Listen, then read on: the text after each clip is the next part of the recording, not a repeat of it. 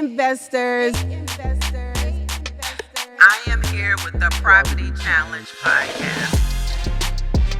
I teach investors all around the world how to become real estate investors and How to overcome their challenges.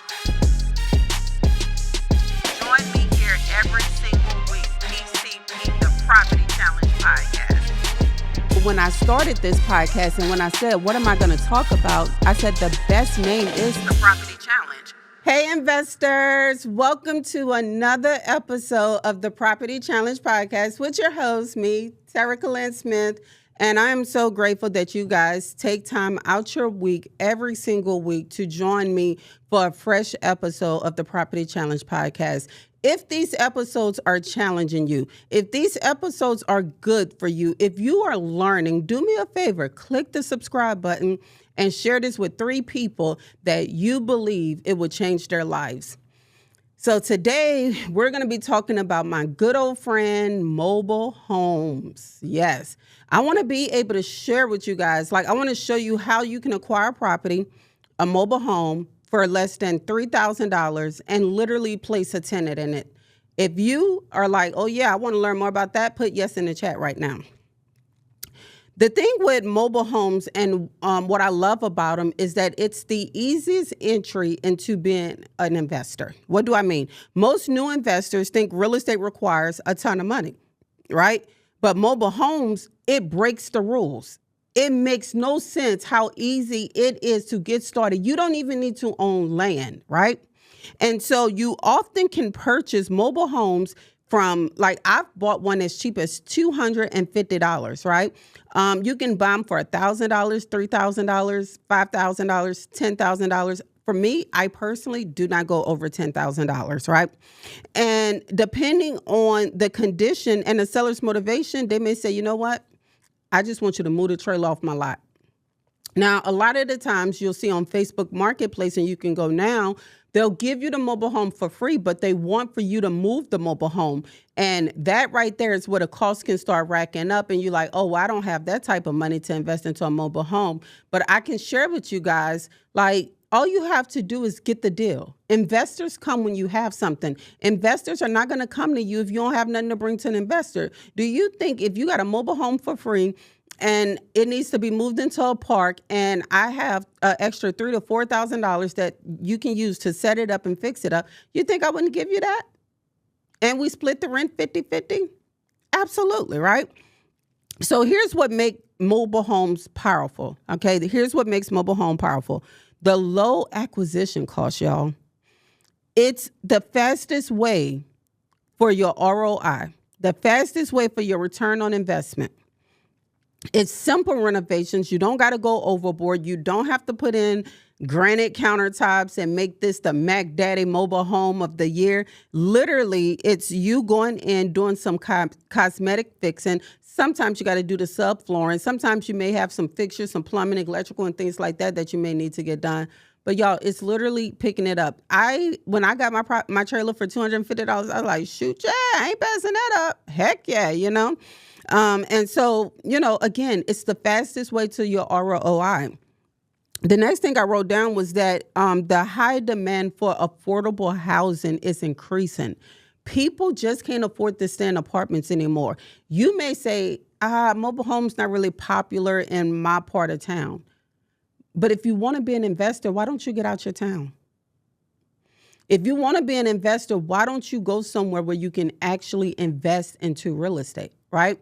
You can still live where you are. I got properties all throughout the South. Why? Because I'm an investor. I don't need to be in my backyard in Louisiana if there's a deal in Alabama or if there's a deal in Georgia.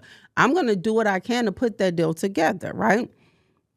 The next thing is super fast process whenever buying it. Completely different than buying a single family, buy and hold, and or multifamily. Complete night and day, right? And so when you realize that, one, it's low acquisition cost, so that means a higher ROI, which is a return on your investment. Simple renovations like cosmetic mostly, right? It's a high demand for it already because people are looking for more affordable places to stay. And then you put the caveat on it that it's a fast closing. All you're doing is going to a notary to sign the bill of sale and get the title. And now get the title in your name. And then you apply for a new title, and that's it. Like, I can stop the episode right here. That's it, right?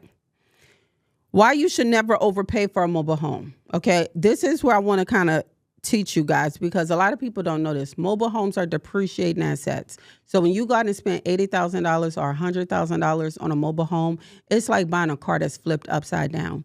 You're going to be hustling backwards. If you're anything like me, I would take an older mobile home. I would fix it up. I would change all the exterior siding. I would change all the skirting. I would make that thing feel as new as the new trailers for $80,000. And then once I do that, then I would live in it and or rent it out, most likely rent it out, right? So mobile homes are not like your traditional real estate where you have appreciation, right? That don't exist. When they depreciate, that means that you want to make sure you're not so involved in this investment that it's causing you to lose so much money. People that, to me, I don't spend over $10,000 for used mobile homes. Some people say that's strange, but it's always been a safe blanket for me. There's also not no rules. So if you say, hey, I'm going to invest in mobile homes and I'm going to do $30,000, $40,000, that's on you, right? That's your choice. My choice is $10,000. And you always can run the 1% rule, okay? Like, that always helps you, okay? So if you have a 3-bedroom, 2-bath mobile home, you're going to rent it out for, let's say you do spend let's say you spend $100,000, right? 3 bedrooms, 2 bath, and you're going to spend $100,000. You want to make sure you can get at least $1,000 in rent. For me, I probably be trying to get more than that, probably like $1,200, $1,300 in rent, because that's a big financial obligation. You got the bank you got to pay back. So for me, I like the $10,000 boys and below, because I don't got to go to a bank. I can talk to a few friends. We can find a deal. And then I can be into my next one. And so I think to each his own. Really, you just invest at your own risk tolerance. For me, my tolerance is very, very low. For others, they have very, very high risk tolerance, right? And so it's a vehicle title, not a house. So again, like I described before, when you buying a trailer, think of it as you buying a car, because the moment it exchanges hands, the value on it is going completely down. That's another reason why I said around that 10,000 mark, right? You make money on the buy. Whenever you buy right in real estate, that's when you make your money. So if you overpay for a mobile home, you can't rent it out, you can't do anything with it, guess what's going to happen? You're going to be stuck with that mobile home, and you're not going to be able to do anything with it other than live in it, okay? So if you're not planning on living in a mobile home, you probably don't want to overpay. You probably want to take my advice and just stay around that $10,000 mark, right? And my other thing that I would say is I never buy off of emotion. Like, there's so many emotions that go into real estate investing. You got to learn how to discipline those feelings. You cannot go and invest off emotion. Oh my God, I love this so much. It's the one for me. I got to have it. Blah. No. Oh, my children, Betty and Sue, love it. No. Does this make mathematical sense? Will I get a return on my investment? If I partner with someone, would they get a return on their investment? You see, when you start asking yourself the questions, you start removing emotions out of that. Because the moment you get a haircut, you're going to blame everybody and their mama for your loss in real estate investing, and you're not going to want to do it again. So don't overdo it, right? Another key thing you have to understand with mobile home investing is understanding depreciation, okay? Mobile homes generally go down in value over time, and it matters because you can't pay retail pricing. Your exit strategy depends on your cash flow. So again, you make $1,000 a month, you're probably not going to get that $100,000, even though the 1% rule says that. You're probably going to get somewhere around 70. Like, that's how much you lose. I'll give you guys an example. I bought my Bentley, and I don't stunt with my cars or my house or anything like that, but we have a few cars, right? And I spent a lot of money on this car, like a lot of money, like an insane amount, but I did it for tax purposes, so I was able to write it off. But still, it was an insane amount of money. And I ended up bringing it to get appraised, and y'all, it dropped like by $75,000 in value. I was so grateful that I paid cash for the car and that I don't have to pay a note on it. Could you imagine having to pay a note on something? It's like you send your money in and it goes out the back door. That's what being upside down look like. That's what being upside down feels like. You're like flipped. It's the opposite way of things going on. And so for me, I don't like that feeling. I don't like the feeling my hard-earned money that I'm working for, money that I'm pouring out, is now going out the back door. That don't make any sense to me. So your cash flow matters, right? And then when you understand that mobile homes are like cash cows, just visualize this with me, okay? I have a 28 lot mobile home park, and I'll do the map for you guys, right? If you able to drive and pull over or whatever you're doing at your house, do the math with me. All right, 20. I said drive. No, if you're driving, do not do this. If you are not driving, do it, okay? And if you're driving, pull over. So if I have 28 lots and the average rent per lot is $300, that's $8,400 a month in passive income that I'm making. Now, that don't include expenses or anything. That's just $8,400 in rents collected. So $8,400 times 12 is $100,800. So 28 lots make me $100,000 a year. Let me tell you something. When you own the dirt, it feels good because you don't get maintenance phone calls. Like when you own the dirt, and they move their trailer there, they're going to be there at least 5, 10, 15 years, literally. So mobile home investing, for me, is a cash cow. So imagine one property, 28 units, bringing in $100,000 a year. That's insane math, right? So when you're looking for these mobile homes, you're like, well, T, where can I find these at? Like, where do they even exist? The number one place is Facebook Marketplace. Mark my words. Go now. And just look at your phone and scroll. Go to Facebook Marketplace, type in mobile homes, and watch they pop up. I promise you. Craigslist, all your local mobile home parks, go write the numbers down, call them, see if they're interested in selling. You know, have your wholesalers look for look for mobile home parks for you. Estate sales and auctions, people that pass away, they got to sell properties. Contact the attorneys, get great relationships with them so that you'll be their first phone call, right? And then what are you looking for then, right? So you're going to inspect these properties for roof leaks. The biggest thing is soft spots in the floor. OMG. If there's one thing I hate about a mobile home, it is the freaking soft floors, okay? Like every 4 or 5 years, you're probably changing out your subfloor. And if you don't have enough moisture barriers, which most of the mobile home parks don't have that, you end up hustling backwards because now you got to put all this money into changing the subflooring. Oh, that's exhausting. So especially for those who got the skirting going all the way around, you better make sure, mark my words, make sure that your flooring can breathe, because if not, it's going to warp, it's going to swell up, and you're going to have to change it out. Then you're looking for plumbing and electrical issues. So when I'm looking at these properties, once I find them on Facebook or Craigslist and everything, one, roof leak. So I'm looking all around at the roof to see if there's any brown spots, any discoloration. The next thing I'm looking at is all the soft spots in the floor. Be careful. My nephew fell through a trailer floor. Literally, we were looking at a trailer and he fell. Oh, thank God it wasn't a far fall. But imagine walking inside of a trailer and you're literally going down. It was like he was going to hell and he was climbing and reaching for heaven is what it looked like, you know. We still laugh about that moment because he was not going to stay there, okay? If it was hell, he was not going, okay? Then you got the AC and the heat. Obviously, that's important.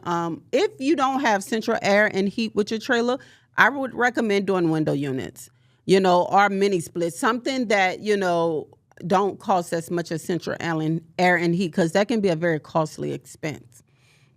And then you got the title status, right? Now, a lot of the times you'll see on Facebook where they say, oh, this trailer is for sale, but we don't have a title.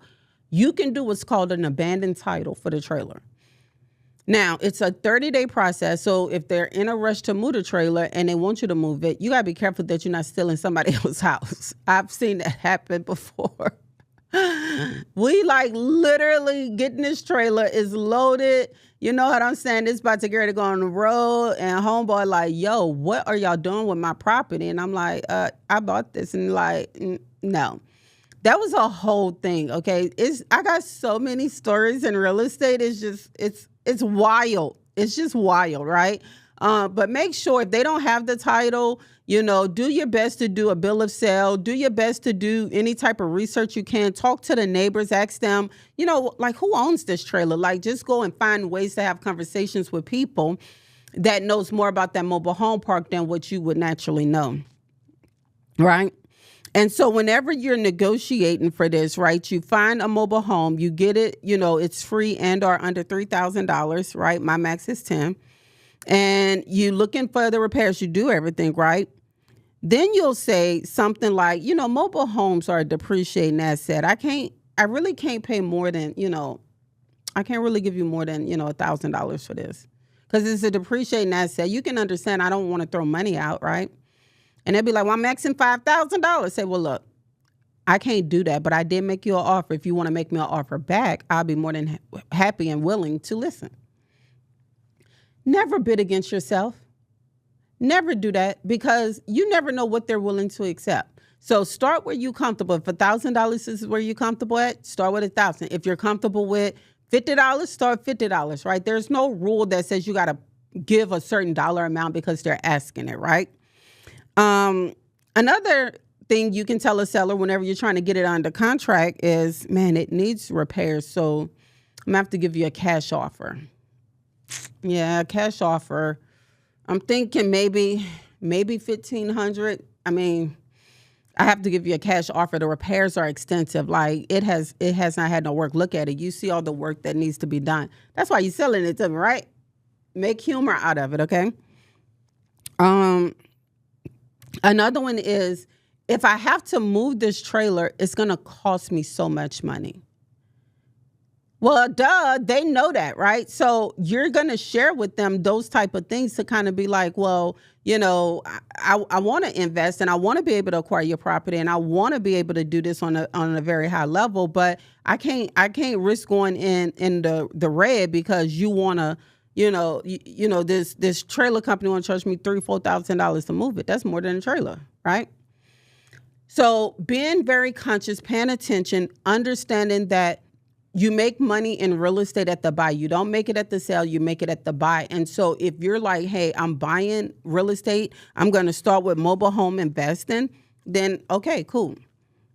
Now, I believe in real estate investing, you got to have the DVD plan, because the DVD plan gives you your exit strategy, right? So what is the DVD plan? The first D is the direction. Where are you headed? Okay, if mobile home investing is your lane, all right, we know you want that, right? What vehicle will you use to acquire the mobile home? That's when your brain start getting creative and you start thinking like, oh, well, maybe I could partner with such and such. They've had an interest in real estate, right? And then you got the destination. The destination is your exit. Like, what does it look like? Are you going to sell your portfolio? Are you going to keep it? You're going to pass it down to the next generation? Like, what is your exit plan moving forward? Because that is going to be your destination. A lot of people, they miss it, right? Like they don't put the destination in front of them. And so what ends up happening is they end up passing it up. They end up passing up their destination because they don't know what it is. And so for someone like yourself, you can't just be like, hey, I'm about to get on this ride. I'm about to go do all this. And you don't know where you headed. You see, for me, when I started with my $5,000 tax return, y'all, I needed all of that money. I had zero room for error. I had zero room for flaw. Like, it had to work or it had to work. And I know that success loves speed. So I had to put myself in the right vehicle to be able to have the opportunities that I have now. Do you know if I would have never spent that $5,000 on that Huckleberry home, I would not have a 28-unit mobile home park? That's the God honest truth. If my decision that I didn't make yesterday, if I didn't make that decision yesterday, I wouldn't be sitting here today. That's why you're one decision away from your investment. All it takes, once you make your first investment, you get over the fears, you get over the anxiety, you get over the frustrations, you get rid of all of that, right? The moment you get rid of that is the moment you start thriving. You see, mobile home parks are not talked about often because they're not attractive to most investors. But for me, I like a recession-proof market, and mobile homes are recession-proof. So while the rest of the world is focusing at the 20%, you know what I'm doing? I'm focused on the 80%. I am focused on building. I am focused on scaling. I am focused on acquiring. I am focused on accumulating as many doors as I possibly can. I don't care if it's a mobile home park, a multifamily community. I do care if it's single family. I don't want no more single family. Single family burnt your girl out. But, that's just where I'm at, right?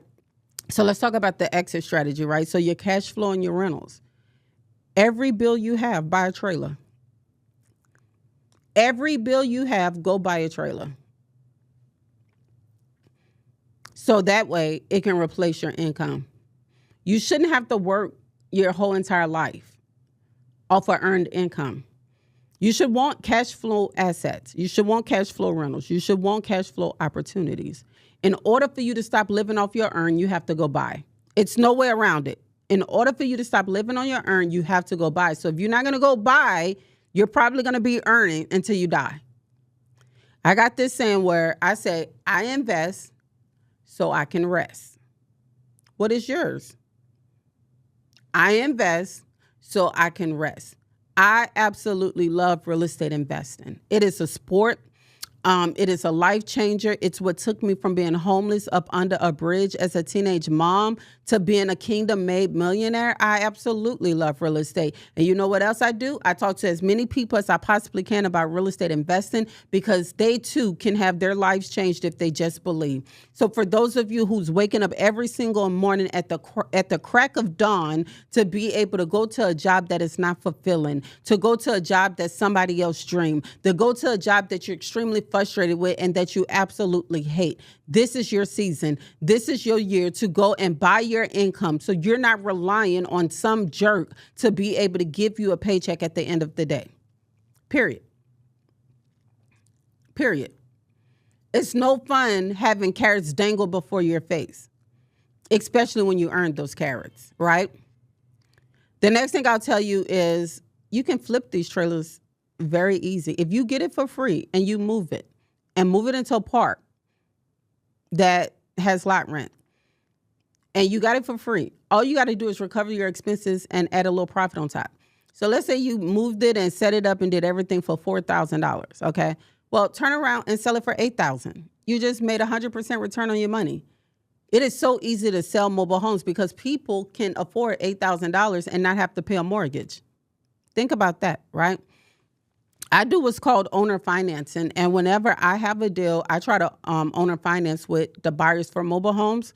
So that way I don't get called for the maintenance of the mobile home. So if you're saying, hey, I want to buy mobile homes and I want to do owner financing, what does that mean? Well, owner financing is a form of financing where you are the bank. So you're going to say, hey, I'm going to keep this property in my name until you pay me for this property in full.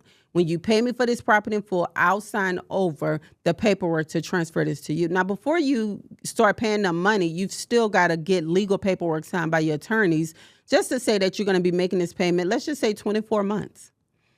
Okay, 24 months. For the next 24 months, you're going to pay $850 a month, and you're going to put $5,000 down. It's safe to say if it only costs you $4,000 to set up and move and make nice again, it's a safe bet to say you're probably going to 2 to 3x your money, literally your investment, 2 to 3x it immediately, right? So you really can't be scared, right? Scared money don't make money, and knowledge is the new power, right? Knowledge is the new money. If you don't have none, you better go get you some, because I'm telling you now, I just finished watching a movie, Sarah Rector. Shout out to Sarah Rector. I knew about your story way before the internet did, and I am just honored. I'm honored by how they honored you. Like, shout out to Sarah Rector, but she was an 11-year-old girl who received 166 acres of land from the federal government for her ancestors, right? And she believed with all her might, with all her faith, with all her strength, with all her hope, that there was oil on her land. And she stood firm, and she learned how to read, and she learned how to negotiate contracts, and she learned how to ask for royalty. She didn't just say, hey, here's a land lease. You're going to pay me on this land. She said, and I want the royalties. So when you make money off the oil you taking off of my property, give me that too. 11 years old, negotiating with grown men. I'm telling you, that right there is on another level, period. That's a whole nother level of adulting, okay? And it ended with her faith being correct. It was oceans of oil up underneath her property. And guess who gave her contract, a good contract, a legitimate contract? John D. Rockefeller. And y'all know me, I love a good story, and I love the Rockefeller story. He paid her $36 million. Some would say, oh, she got that for the land. Nah, she got it for the knowledge. That's your payday. Coming to this podcast channel every single week. You're getting the knowledge that you need to be dangerous. You're getting the knowledge that you need to be able to negotiate at the highest level possible. You're getting the tools and resources you need to be able to start investing now. You're not going to just listen to an investing podcast. You're going to own an investing podcast. There's power in ownership. And I want you guys to remember that. And I want you to know it does not matter what it looked like. You don't have to invest in what everybody else is looking at and what everybody else is buying. You invest based off of your portfolio needs and your buy box. What is your buy box, right? Your buy box is the criteria that you put inside of this box, and you will not buy unless it falls within those particular criteria. So you want to make sure that your buy box is a good, strong buy box, and you don't just buy outside of that box and use emotions and feelings. Nah, this is your buy box. You stick to it, right? And so as an experienced real estate investor, I'll share this about mobile homes. Mobile homes offer low cost, low risk, and high return. If you don't overpay for it, if you buy right, and if you remember that this is a depreciating asset, this is a depreciating car, essentially. So as long as you keep that in mind, you keep those thoughts like, oh, dang, this is a depreciating asset. I'm not going to overpay for it. I'm not going to put too much feelings into this. I want to be able to discipline my feelings. I want to be able to invest the correct way and be able to make money. Then buy it as cheap as you possibly can, preferably free, and just pay for the moving. And then turn around and flip it. There's so many things that you can do with mobile homes, and it's the easiest way to get started with real estate investing. So if you like, hey, I don't have that much money, you probably want to start with mobile home investing. Most people, coaches, mentors, whatever, they won't tell you that. But I'm not a gatekeeper. I'm not going to hide information from you. Like if I bought my mobile home for $250 and I get $550 in rent off it now, and I don't share that with you guys, I'm not doing any justice by any of you. I feel like it's my moral duty to let you know that, hey, this is how I paid for this, and this is how I got started. Now, to some, you may say $550 is not no money. Say that to the person who got to go out there and work for it. Say that to the person who got to go out there and earn it. Let me ask you a question. How long did it take you to make $550 at an hourly job, even at a salary job? Do you make it in a day? Do it take 3 days? Do it take 5 days? Do it take 1 week? How long does it take you to make that $550? Because some of you turning your nose up at it, but you're not realizing you're exchanging your time, which is way more valuable. So either you're going to continue exchanging your time for money, and or you're going to realize your time is very valuable and it's way more important than money. And you're going to get this real estate knowledge where you're able to scale and be able to invest at a very high level where nobody can tell you anything. But again, you're going to have to pick and choose. So when we talk about the DVD method, again, just for a recap, it's your direction, the vehicle you're taking, and the destination. Once you know that, don't get off the interstate for nobody. You ride that interstate until you get to your destination. Don't let nobody change your buy box. Don't let nobody change your mind. If you believe in it like Sarah believed in her land, I guarantee you'll have the results that you're looking for. If you dust yourself off and get back up again, I guarantee you're going to have the results that you're looking for. This is not an easy game. This is not an easy industry, but it can become very lucrative if you take it by the hand and you do exactly what it is that you need to do with it, okay? So, guys, if this episode have blessed you guys, if you like, yo, T, this episode was good, do me a favor, show me some love in the chat. Let me know that you appreciate this, right? and also share it with 3 people. For those of you who's like, I really, really love this information, I would love to be around a community. We have our Protégé community that's open to the public, and we have these type of conversations and more. So if you're listening to this episode, go sign up for Protégé and see what all the conversation is about, and get more information on Sarah Smith and how I can help you become a real estate investor. Thank you for joining. I'll see you guys next week. Let's go.